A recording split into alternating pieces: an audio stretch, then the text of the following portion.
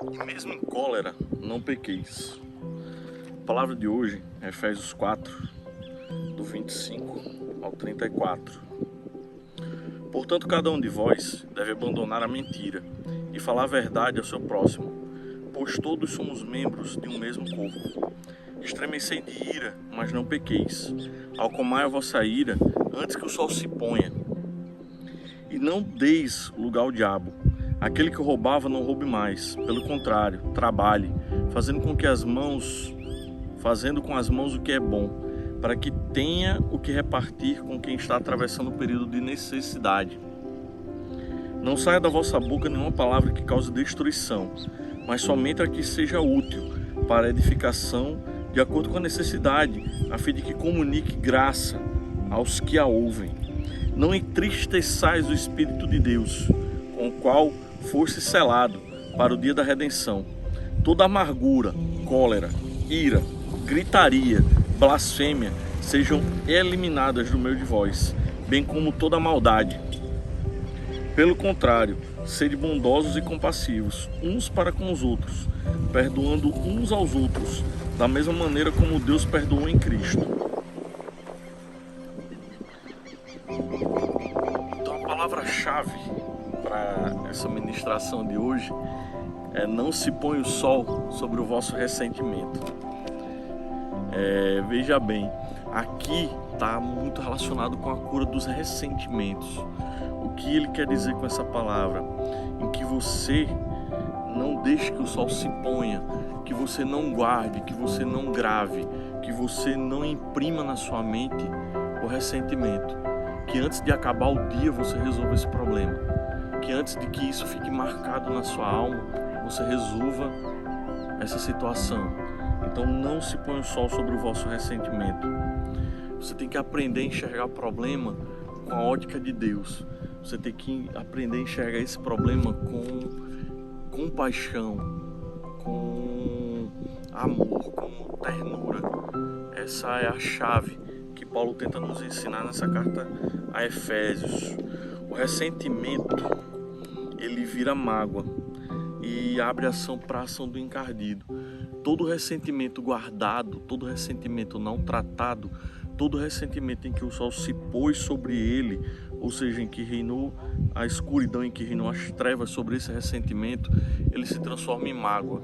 E é nessa mágoa que o encardido trabalha. É nessa mágoa que o encardido tenta usar a mim e a vocês, uma porta aberta para o encardido. A dor de um machucado, ela vem com o pôr do sol. Por exemplo, você está jogando bola, você toma ali 3, 4 quedas enquanto você está com o corpo quente, você não sente nada. Mas ao chegar de noite em casa, depois de tomar aquela ducha fria, você sente a dor, você começa a sentir a dor. É mais ou menos isso que acontece quando o sol se põe sobre a nossa mágoa, quando o sol se põe sobre o nosso ressentimento. Na hora do sangue quente, digamos assim, a gente não sente essa dor, mas na hora que o sangue esfria, que a gente começa a remoer, a gente começa a reviver, essa dor ela vai nos estragando, ela vai acabando com a gente por dentro. E o sol se pôr significa deixar as coisas esfriarem, significa deixar que aquilo se consolide, deixar que aquilo fique consolidado. E a escuridão, ela limita a sua visão. Então também não deixar o sol se pôr é não deixar que a escuridão tome conta daquela situação. Porque enquanto tem luz, você tem um campo de visão maior. Enquanto tem luz, você enxerga mais longe. Enquanto tem luz, você consegue visualizar todos os detalhes. Mas na hora que o sol se põe e isso vira mágoa, a sua visão ela fica limitada. Então você só enxerga a partir dos seus próprios olhos. Você só enxerga a partir dos seus próprios princípios, a partir dos seus próprios julgamentos. E aí a gente começa a julgar os outros de forma injusta, porque a gente limitou o nosso campo de visão. Nosso campo de visão ele foi fechado, ele foi limitado. A escuridão ela diminui o nosso ângulo de visão também, não só o campo como o ângulo de visão. A gente fica com uma visão muito limitada, sequer se a gente fica com qualquer visão que seja. Você reduz todas as qualidades de uma pessoa a um erro cometido. Quer dizer isso, quer dizer que quando o sol se põe, que quando a escuridão toma conta, que quando a sua visão fica limitada, você pega uma pessoa que tem N qualidades e você reduz ela apenas àquele erro que ela cometeu consigo, apenas aquele erro que ela cometeu com você. E aí você julga a partir do que você está enxergando, e você está enxergando só o erro, não está enxergando mais nada. Você está deixando de lado todas as qualidades daquela pessoa, porque o sol se pôs sobre o seu ressentimento, porque você deixou que sua visão fosse limitada. E a partir do momento que a sua visão é limitada, você só enxerga o erro, você não enxerga mais nada. Ninguém seria capaz de lembrar, ninguém é capaz de lembrar dos seus pecados nos últimos 5 anos. Você consegue enumerar, você consegue listar tudo que você fez de errado, todos os seus erros, todos os seus pecados dos últimos 5 anos. É praticamente impossível que você consiga fazer tal lista, porque todos nós pecamos meio que diariamente, né? Somos pecadores. Mas uma mágoa que aconteceu em 1989, numa quarta-feira à noite, que a tia gritou comigo e falou coisas a meu respeito, essa mágoa eu me lembro. O dia em que eu descobri que fulano mentiu pra mim, essa mágoa eu me lembro, porque a mágoa ela fica marcada. Eu não consigo me lembrar dos meus próprios pecados, mas eu consigo me lembrar de uma mágoa que alguém cometeu comigo, porque eu deixei que o sol se ponha, que o sol se ponhasse sem que eu resolvesse aquela mágoa, e aquilo virou sem que o sol se pôs sobre aquele ressentimento, e aquele ressentimento ele virou mágoa. E ao se pôr sobre a minha mágoa, eu resseco, eu fico ressequido, ou seja, eu fico ressentido. E quando eu resseco, eu esqueço o contexto, eu enxugo. Na hora que aquilo vira ressentimento, quando fica ressequido, quando eu enxugo aquilo ali, quando eu pego o ressentimento e transformo em mágoa, eu enxugo, eu estou tirando todo o contexto e estou focando só na mágoa.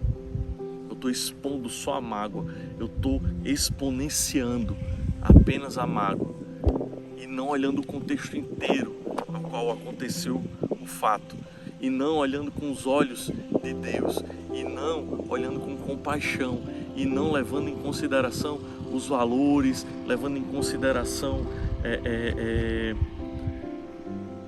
toda a vivência, todas as experiências de cada um. Cada um tem suas próprias experiências, e na hora que você se põe a julgar o outro, essas experiências do outro elas têm que ser levadas também em consideração. E em Lucas 1, do 7:7 ao 7:9, ele dá uma formulazinha de como apresentar a Deus um ressentimento, de como apresentar a Jesus um ressentimento. E que eu peço que vocês leiam, né, para que esse vídeo não fique muito longo, mas basicamente ele diz que o problema ressequido, apresente o problema ressequido ao sol de Deus. Apresente o problema ressequido. Esse problema virou mágoa, a única forma que você tem de tratar ele é trazer o sol de Deus para ele. É você apresentar ele a ternura e a misericórdia de Deus. Aí sim você pode tratar, aí sim você pode julgar. Eu preciso transformar a mágoa em algo salvífico. E antes de tudo, rever os meus próprios pecados. Então eu tenho que transformar essa mágoa, ela tem que ser transformada em algo que salva. Eu preciso transformar a mágoa em algo salvífico. Essa mágoa eu tenho que transformar ela em algo que faça bem a mim e faça bem a pessoa que me magoou. Sim, exatamente isso. Faça bem a pessoa que te magoou também. Antes de tudo, eu tenho que rever os meus pecados. Antes de tudo, eu tenho que rever a mim mesmo. Antes de processar essa mágoa, antes de julgar outra pessoa, antes de apontar o dedo ao pecado do outro, eu preciso aplicar misericórdia a esse pecado a partir dos meus próprios pecados. Antes de apontar o dedo para o erro do outro, eu tenho que ver os meus erros e a partir da visão dos meus próprios erros, aplicar a misericórdia de Deus e aí sim tentar tratar essa mágoa, tentar tratar essa situação. A misericórdia, ela é muito simples. Como que eu me apresento? Eu tenho que apresentar a minha miséria. Eu tenho que pegar a minha miséria. Eu tenho que pegar a minha mágoa, o meu ressentimento e apresentar ele ao coração de Deus. Aí sim eu vou transformar isso em misericórdia. É quando eu pego a minha miséria e apresento ao coração de Deus. Aí eu tenho misericórdia. Aí eu vou ter misericórdia para lidar com tal situação. E não é fácil. Não é uma simples fórmula de bolo. Você não simplesmente faz isso e vai dar certo.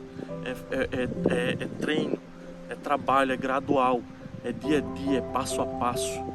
Não é fácil perdoar, não é fácil curar uma mágoa, não é fácil deixar que um sentimento não se transforme em ressentimento, não se transforme em mágoa. Não é fácil.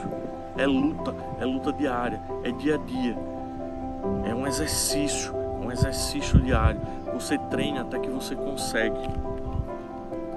Mas é preciso que você consiga abrir o seu coração para Jesus. Se abrir para Jesus. É necessário que você cumpra esse rito. Você tem que se abrir para o coração de Jesus para que Ele transforme o que você está sentindo em misericórdia.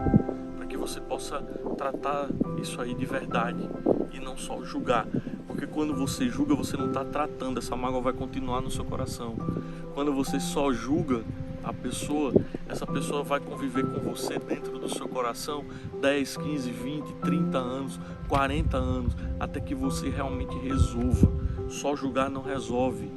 Só julgar você está guardando num lugar exclusivo, reservado no seu coração para essa pessoa que lhe fez mal. E você vai carregar ela por toda a sua vida, praticamente.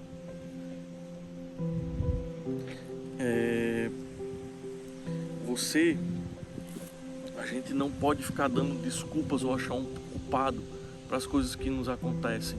Não precisamos de dar desculpas, não precisamos apontar culpados. A gente tem que assumir as nossas situações, nós temos que assumir as nossas ações. A gente não tem que ficar se justificando. Quem se justifica mostra-se aos outros. A pessoa a pessoa que não se justifica, o ideal é que a gente não se justifique, a gente não tem que ficar se justificando, mas pelo contrário, a gente tem que mostrar-se aos outros. Você tem que mostrar como você é de verdade. Você não pode ficar se justificando. Não se justifique. Mostre-se aos outros. Mostre quem você é e peça perdão de verdade. Aí vem o outro lado, vem o lado de pedir perdão. Vem o lado de quem precisa ser perdoado. Muitas vezes uma mágoa que está em nosso coração, ela só é curada não quando nos dão perdão, mas quando a gente pede perdão. Quando a gente se põe tanto no lugar do outro que a gente mesmo pede perdão por isso. Ou quando a gente sabe, ou quando a gente acha que a pessoa que errou conosco, mas tem aquela dúvida, e quando você aplica a misericórdia, você descobre que você também tem seus erros, você também de certa forma errou, e você vai, e mesmo que o outro não mereça, porque muitas vezes também não merece, você pede perdão, mas você não se justifica. Não se justifique. Você se mostra ao outro, você mostra suas fraquezas, você mostra suas misérias, você deixa o outro compreender por que você errou e não você chegar com a justificativa ou com desculpas.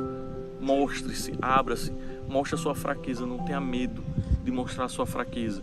É assim que se pede perdão genuinamente, é mostrando quem você você é se abrindo para aquela pessoa e dizendo: olha, eu sou fraco nisso, eu sou fraco naquilo, me ajuda aqui, me ajuda nessa situação, tenha misericórdia, mostre as suas misérias àquela pessoa para que ela tenha misericórdia de você.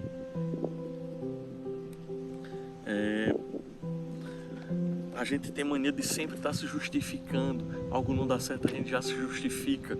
Algo dá errado, a gente já se justifica. Mas a gente nunca assume que a culpa também é nossa.